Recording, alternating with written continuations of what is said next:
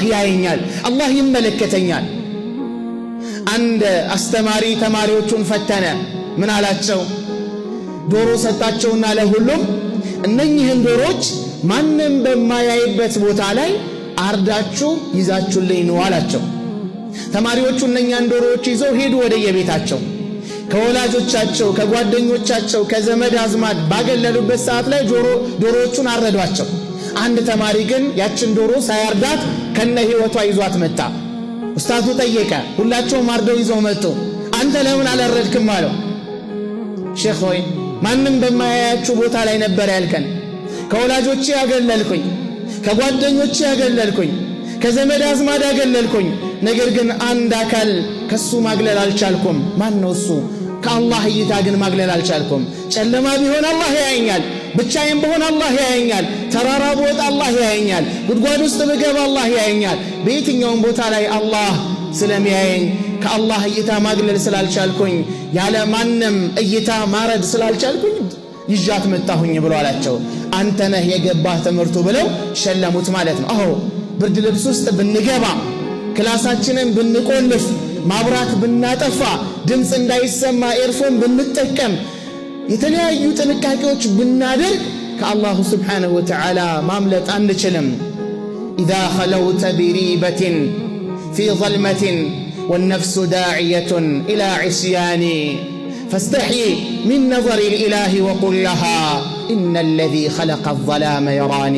አዎ ነፍስያ ከሰዎች እይታ አገለልኩኝ ብላ በምታስብበት ሰዓት ላይ የሆነ ወንጀል የምትሰራበት አጋጣሚ ሲመቻችላት ወነፍሱ ዳዕየቱን ኢላ ዒስያኒ አላህን ወደ ማመፅ ትጎተጉታለች ነፍስያ። ፈስተሕይ ሚን ነظሪ ልኢላሂ ነፍስያህ ብትጎተጉትህም ከአላህ እይታ ግን ሐያ አድርግ። እንዲህም በላት ለነፍስህ ኢነ ለዚ ኸለቀ አዘላመ የራኒ በጨለማ ማንም ባያየኝ እኮ ጨለማን የፈጠረ ጌታ አላህ ያየኛል፣ ከሱ እይታ ሐያ አደርጋለሁ ብለህ ነፍስያህን በዚህ ልክ ገስጻት ይለናል። ባረከላሁ ሊ ወለኩም ፊል ቁርአኒል ዐዚም ወነፈዐኒ ወኢያኩም ቢማ ፊሂ ሚነል አያቲ ወዚክሪል ሐኪም አቁሉ ቀውሊ ሃዛ ወአስተግፊሩላህ ሊ ወለኩም ወሊሳኢሪል ሙስሊሚነ ሚን ኩሊ ዘንብን ወኸጢአ ኢነሁ ሁወል ገፉሩር ረሒም ወልበሩል ከሪም። አልሐምዱሊላህ ወከፋ والصلاة والسلام على عباده الذين اصطفى. ما بعد فيا عباد الله اتقوا الله حق التقوى وراقبوه في السر والنجوى فإن أجسادكم على النار لا تقوى.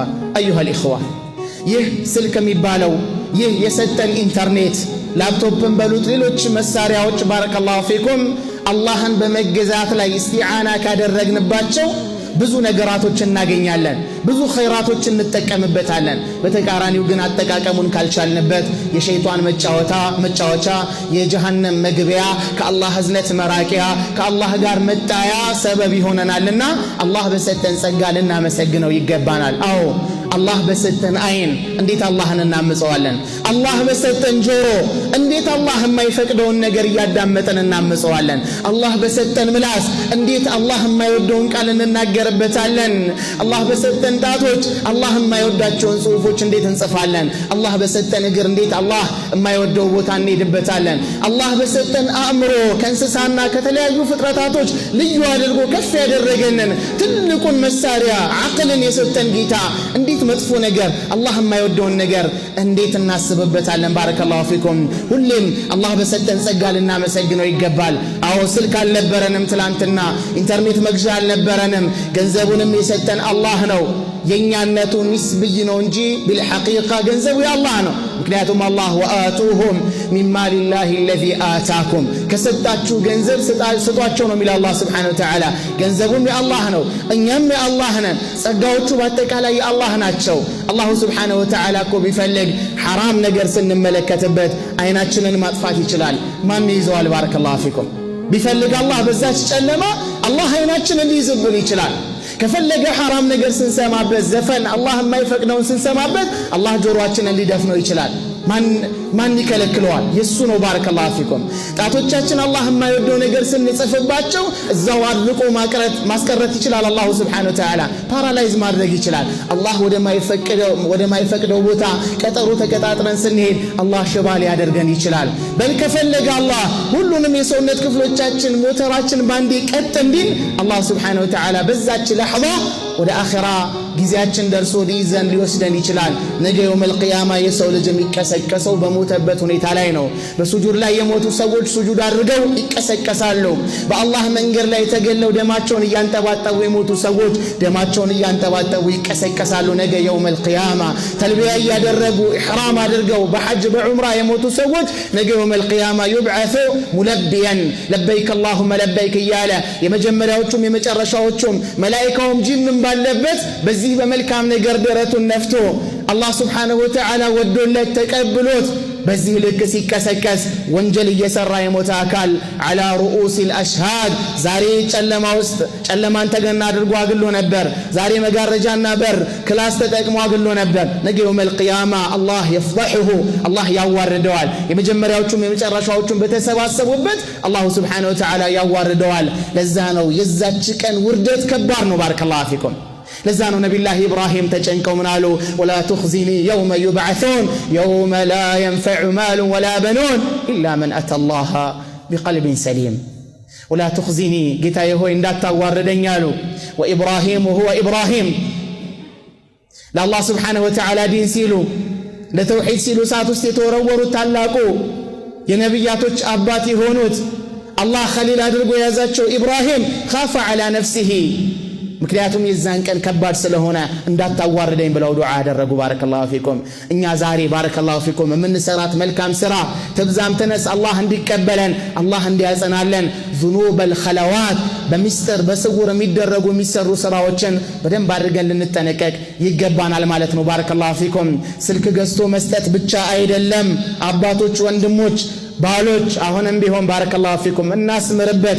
እህቶችም እናቶችም አላህን እንፈራ ይገባናል። ስልክ መግዛት ጋያ ግብ አይደለም። ባረከላሁ ፊኩም። ምናልባት መጥፊያ ሰበብ ሊሆን ይችላል። ምክንያቱም ኢንተርኔትን ተጠቅመው ዛሬ የተበላሸ እምነት የሚበትኑ ሰዎች አሉ። ስንቶች ናቸው ፈጣሪ የለም የሚል እምነት ይዘው አባታቸው መስጂድ ላይ አንደኛ ሶፍ ላይ የሚሰግድ መልካም ሰው ነው፣ እናታቸው ጥሩ ሰው ነች።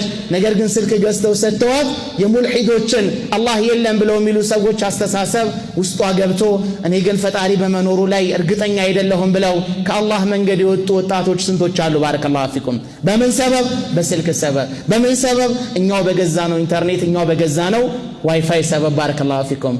ስንቶች ናቸው የካፊር መቀለጃ የሆኑ ካፊር እየደወለላቸው ጓደኛዬ ጋር ብላ ትሄዳለች፣ ከቤት ትወጣለች። ተወጣጥራ ስትወጣ እናት ምንም አይመስላት፣ አባት ምንም አይመስለው፣ ተዋት ጊዜዋ ነው ገና ነች ልጅ ነች እያለ ባረከላሁ ፊኩም። በኋላ ግን ቆሻሻ ይዛበት ስትመጣ ያብዳል። ካልገደልኩኝ ይላል። እሷም መግደል አይደለም መጀመሪያ ጉዳዩን መግደል ነበረብህ። መጀመሪያ መስመሩን መቁረጥ ነበረብህ። አዎ ተራዊህ ብለው ይወጣሉ ብዙ ሴቶች ወጣቶች። ነገር ግን ይስገዱ አይስገዱ አናረጋግጥም። ነገር ግን በየአጥር ጥጉ የሙስሊም እህቶቻችን ናቸው የሚገኙት። ባረከላሁ ፊኩም። ከቤት ሲወጡ ምን ይልበሱ አይታወቅም። በምን አይነት ሁኔታ ይውጡ አይታወቅም። ስልክ ይዘው ይወጣሉ፣ ይፈቀድላቸዋል። በነፃነት እንደፈለገች ትሆናለች። ነገ ምናልባት በአላህ ክዳ አንዱን ካፊር አቅፋ ትወጣለች ከኢስላም ጥቅልል ብላ ማለት ነው። ወይም ደግሞ የሐራም ልጅ ይዛለት ትመጣለች። ተዋረድኩኝ አዋረድሽኝ ይላታል። ለውርደቱ ሰበብ አንተው ራስህ ነህ። መጀመሪያ ስልክ ገዝተህ ስትሰጣት ልብስ ግዛልኝ ብላ ስትልህ ገንዘብ ትራንስፈር ታደርጋለህ። ሂጂና ምረጪ ትላታለህ። የምትገዛው ልብስ ሸሪዓዊ መስፈርቶችን ያሟላ ነው አላሟላም ደንታ የለንም። ዘመናዊነት መስሎናል፣ ይሄ ስልጣኔ መስሎናል፣ ለልጆች መቆርቆር ለልጆች ነፃነት መስሎናል። ነገር ግን የለም። በሒጃብ ላይ ቦታ አንሰጥም። አባያ ይገዛሉ፣ ሙሉ ለሙሉ ክፍት የሆነ አባያ ከስር ታይት ይለብሳሉ ወይም ጂንስ ይለብሳሉ። ሲወጡ ሙሉ ለሙሉ ከፍተውት ራቆታቸው ይሄዳሉ። የማን? የሙስሊም ልጆች ማለት ነው። ሱብሃንአላህ በጣም ይገርማል። ሴት ልጅ ተራቁታ መውጣቷ አይደለም የሚደንቀው ይላሉ። ነገር ግን በዚህ ልክ ተራቁታ ስትወጣ እዛ ቤት ውስጥ ወንድ ልጅ መኖሩ በጣም ይገርማል። ወንድም መኖሩ፣ አባት መኖሩ፣ አጎት መኖሩ፣ ባል መኖሩ በጣም ይገርማል። የሷ መራቆት አይደለም። ምክንያቱም ወልየል አምር የጉዳዩ ባለቤት እሱ ነው፣ ተጠያቂውም እሱ ነውና ማለት ነው። ባረከላሁ ፊኩም። ሁሉም ነገር ገደብ አለው። ገደብና ብጅለት ለልጆቻችን ነፃነት ብለን ልቅ አናደርጋቸው። ነገ ልጅ ጸጋ እንደሆነ ሁላ አላህ ፊት ደግሞ መጠየቂያ ሰበብ እንሆናለንና ልጆቻችንን መለስ ብለን እንመልከታቸው። ልጅ ናቸው አንበል፣ ልጅነታቸው ለኛ ነው። ቢወልዱም የልጅ ልጅ ቢያዩም ልጆች ለኛ ልጆች ናቸው። ነገር ግን ለሌላው ተመልካች ግን ልጅ አይደሉም። ባረከላሁ ፊኩም።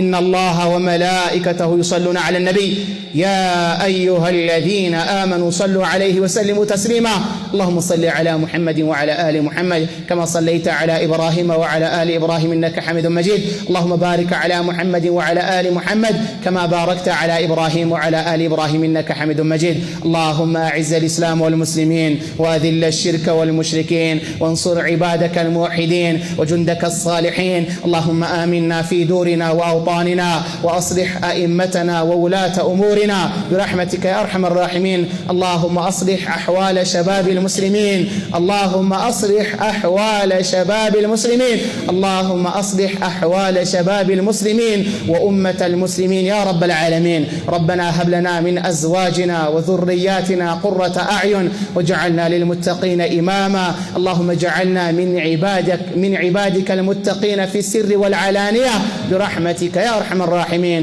ربنا آتنا في الدنيا حسنة وفي الآخرة حسنة وقنا عذاب النار سبحان ربك رب العزة عما يصفون وسلام على المرسلين والحمد لله رب العالمين.